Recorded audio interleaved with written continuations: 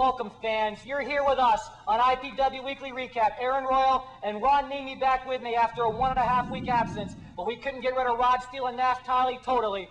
First up, it's a television title match. The champion Rod Steele defending against Uptown Frankie Capone. Then your main event, Naftali defends his cruiserweight title against Mr. 630, Jarrell Clark. You talk about the competition level here in IPW, and you talk about some of the best champions in the business today. Rod Steele, the IPW television champion, not a friend of mine. Naftali, the IPW and NWA Florida Cruiserweight champion. He's my friend, too. Yeah, and he just gave us the cue. There's 30 seconds left. You wonder where he's at? He's behind the camera working for the hardcore giant Ron Nemi. You decided to bump me? All the fans of IPW have been raising hell. Sure, they get some of the best competition, like Rod Steele. All right, well, we got to go to our first match, TV title, right now. You're not cutting me off again. I did.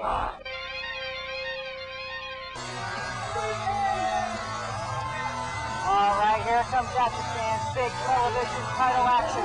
Your challenger, Frankie Capone. That's not Cradle Blade. The guy's Frankie Capone, and he's followed closely by his manager, Mark Gold, and his partner in double moves, Pete Cannon. Not the retired Don Juan DeSanto, Ron Nemi.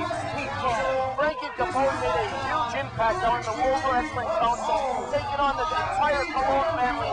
Unfortunately for him, single-handedly, but he comes back to IPW Hardcore Wrestling, and right away gets in line for a shot at the IPW television champion, the Miami Power Machine, Rod Steele. I love when Rod does that with the belt, but let's face it, Frankie set himself up for this match before he ever left for Puerto Rico. Jet Jaguar and Rod Steele were going tooth and nail in an IPW television title match. Frankie Capone comes out mad that he never gets the television title shot, gets bumped in the head with a chair, and he got exactly what he wanted. He's going for the gold IPW television title. Neither one of these competitors wasting any time whatsoever.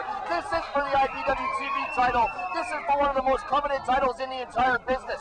Rod Steele rips off his shirt, goes right to the outside. He's going to take it to Frankie Capone any way he can. And he's taking it to Pete Cannon and Mark Gold, slinking off in the background. Very, very smart. Mark Gold wants to prove that when he led Agent Steele to the IPW heavyweight title, only to be unceremoniously dumped for Tiffany, who, by the way, he tells me he broke Tiffany in. He told me straight up, he was mine, woo, before she was his. When you say he broke her in, what exactly are you saying, Aaron? Everybody knows what I'm talking about when he says he broke her in. But more to the point, he wants to prove he's the manager of champions, and he's trying to come out here and lead Frankie Capone to this television title. And there you see Frankie Capone holding him up British Bulldog style. Oh, drops Rod Steele right on his back. Huge vertical suplex by Frankie Capone, nonchalantly covers, if I can use the term loosely. And Rod Steele kicks out after Frankie Capone gets up. That's just instincts kicking in there. Did somebody just open the door in the back, or was that the joints of Star Stevens creaking? Obviously, he didn't apply the bent gate gingerly to his knees and to elbows like he does before every competition. I don't know about Star Stevens, but I do know Frankie Capone just drop kicking Rod Steele in the back. Maybe he got that in Puerto Rico, and Mark Gold trying to get involved again, but Rod Steele able to back away. Rod Steele seems to be the fan favorite in this match against the likes of Frankie Capone. Very unusual for Rod Steele to be cheered by the fans, but we've said it before and we'll say it again. People in IPW are fans, they cheer talent, and Rod Steele has talent in bunches. Rod Steele has taken up where the tradition was started right here in IPW. He is a television champion. He demands that he defends the title right here on IPW Hardcore Recap. He doesn't care if it's against Frankie Capone. He doesn't care if he's in there with Jet Jaguar. He doesn't care if he's in there with the former champion, Dr. Hersey. This is the television champion doing what he does best. Oh, here's Rod Steele into the rope. Oh, and he kicks him right in the face. Kicks him right in the face again. Rod Steele getting the second win. Oh, is he going to get the... Oh, I don't know if he's going to get the 3 count because the editing truck just cut to another clip. Unbelievable. Obviously, the editing truck doesn't know what's going on. Rod Steele with a huge springboard cross-body block. Luthez style. Hits Frankie Capone. Got him for a 2.5 count, but because of time constraints, we had to cut to this segment where, once again, Frankie Capone is taking over on the offense. Is Frankie Capone in charge of the production here, Aaron Royal? Frankie Capone is in charge of anything Frankie Capone wants to be in charge of. He was choking out Rod Steele. Now he's hitting him with elbows in the back of the head. Rod Steele is taking on anybody and everybody for that title, but Frankie Capone is giving him more than he can handle right now. You're talking about the history of this television title, but let's hit on another point. Frankie Capone, taken under the wing by Ricky Santana in Puerto Rico, went down to the World Wrestling Council and run roughshod over the entire Colon family. And the referee of choice tonight, the Mud Baby Star Stevens, knows all about the World Wrestling Council, knows all about Puerto Rico because of the dreaded Mud match of 1978. big mud match, and Frankie Capone just does a big drop in Rod Steele on his back right there. Rod Steele in a lot of trouble. Maybe he's done too much color commentating and playing with the ladies instead of preparing for Frankie Capone. Let's call a spade a spade.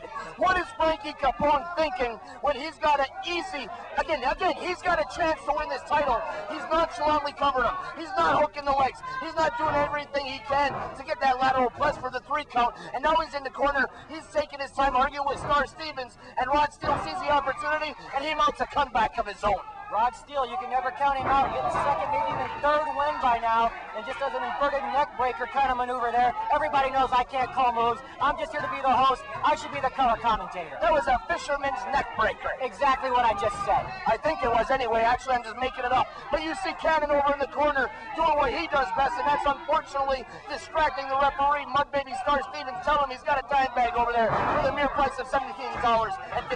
And Rod Steele swinging at Pete Cannon, allowing Frankie Capone to come back in. Oh, I thought it was a freak out right there. I thought we had a new television champion. But Rod Steele showing the intestinal fortitude that has brought him this far in a short 2 years, able to kick out just in time. Rod Steele is going to do everything he can, like I said earlier, against Frankie Capone.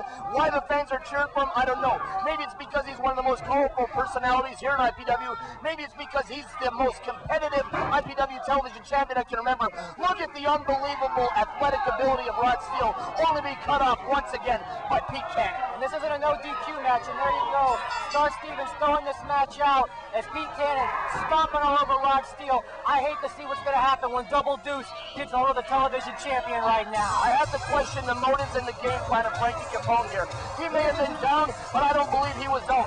He had a legitimate shot at still winning that television title, but he calls in the reinforcements. He calls in Mark Gold, he calls in Cannon, and that brings out the madman himself, Jet Jaguar, master of the Irish Hammer, who weighs out Pete Cannon and Frankie Capone with wicked steel chair shot. I don't know what people were talking about. It looked to me like he was swinging that chair at their head just fine. He's missing a little bit, going crazy. I'm waiting for him to dance. I'm waiting for him to bump and flop around like nobody's business, like he always does. And once he gets, and he lays out Rod Steele. Rod Steele thought he had a friend. He took out Jet Jaguar's knee. He's no friend of yours, Rod Steele. I'm mad at Jet Jaguar. He's one of the charter members of 911 Incorporated. I go back going over my game plan with the rest of my organization. Jet Jaguar takes matters into his own hands. He grabs the steel chair. He comes in and lets know Jet Jaguar is still in IPW, and Steve Hill will get a shot at that television title, Aaron Royal.